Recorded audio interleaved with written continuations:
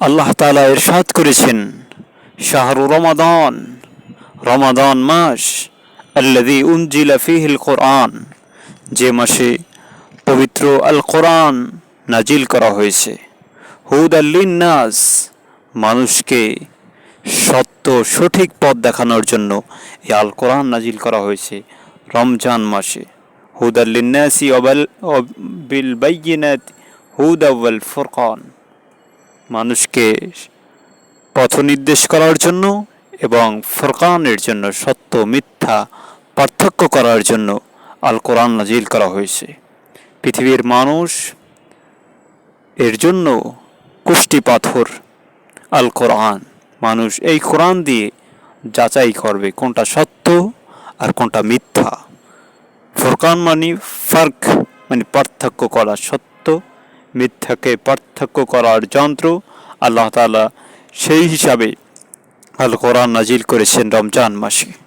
বলা হয়েছে, ফামান শাহিদা মিনকুম শাহরান ফালিয়াসুমহু, যে ব্যক্তি রমজান মাস পায় সে জানি রমজানের ফালিয়াসুমহু, সে জানি এই মাসের রোজা রাখে।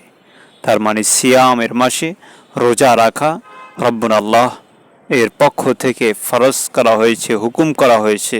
কুতিবা আলাইকুমুস সিয়াম, তোমাদের উপর সিয়ামকে লিপিবদ্ধ করা হয়েছে।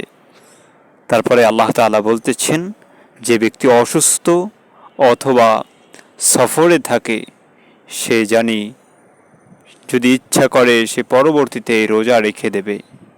তার মানে কেউ অসুস্থ রমজান মাসে হলে তাহলে সে এই রমজান মাসের রোজাটা যখন সে সুস্থতায় ফিরবে রমজানের পরে, তখন সে ইদ্দাত পূরণ করবে।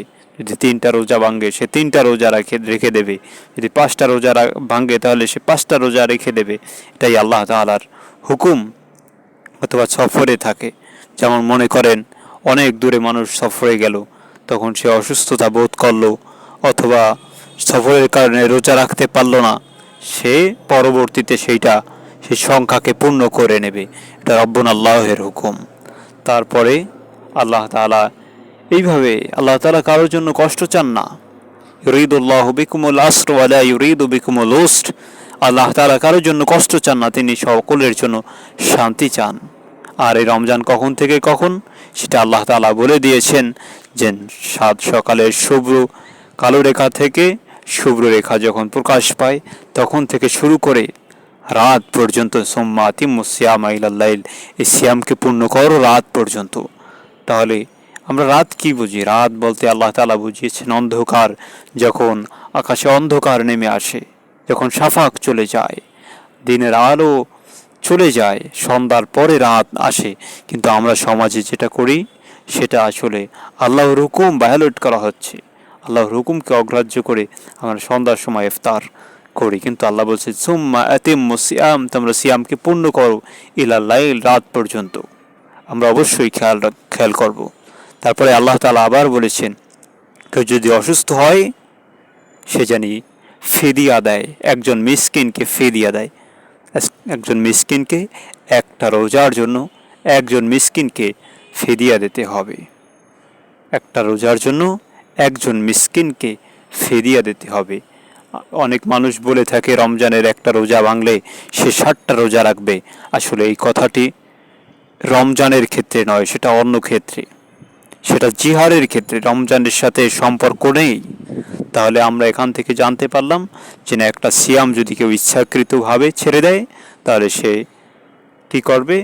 সে ফিদিয়া দেবে। ফিদিয়াতান তাআমিন মিসকিন, একজন মিসকিনকে খাদ্য দান করবে।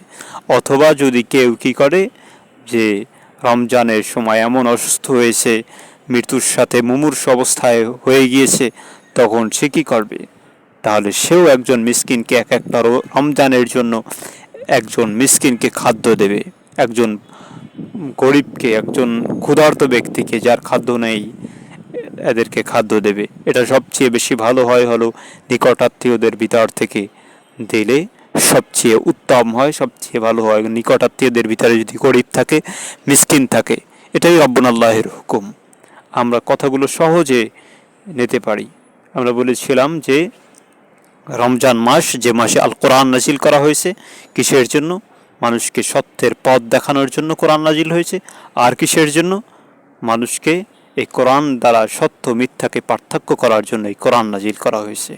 তারপরে এই রমজান মাস যে পেল, সে জানি এই রমজান মাসের সিয়াম পালন করে। যদি অসুস্থ থাকে বা সফরে থাকে, তাহলে সে জানি পরবর্তীতে সেই সংখ্যাকে পূর্ণ করে নেয়। তারপর যদি অসুস্থ থাকে, এমন অবস্থা মুমূর্ষ রোগী, পরবর্তীতেও রাখতে পারবে না, তাহলে সে জানি একটা রোজার জন্য কি করে? ফিদিয়া দেয়, তামিন মিসকিনকে খাদ্য দান করে। যদি ইচ্ছাকৃত ছাড়ে, তাহলে এই ব্যাপারে আল্লাহ তাআলা তার ফয়সালা করবেন। এজন্য আল্লাহ তাআলার কাছে আমাদের কামনা বাসনা, মূল উদ্দেশ্য হলো আল কোরআন থেকে আমাদেরকে শিক্ষা নিতে হবে। রব্বুল আল্লাহর শিক্ষা আমরা অর্জন যদি করতে পারি, তাহলেই আমরা নাজাত পেতে পারবো। সালামুন আলাইকুম, সকলকে ধন্যবাদ।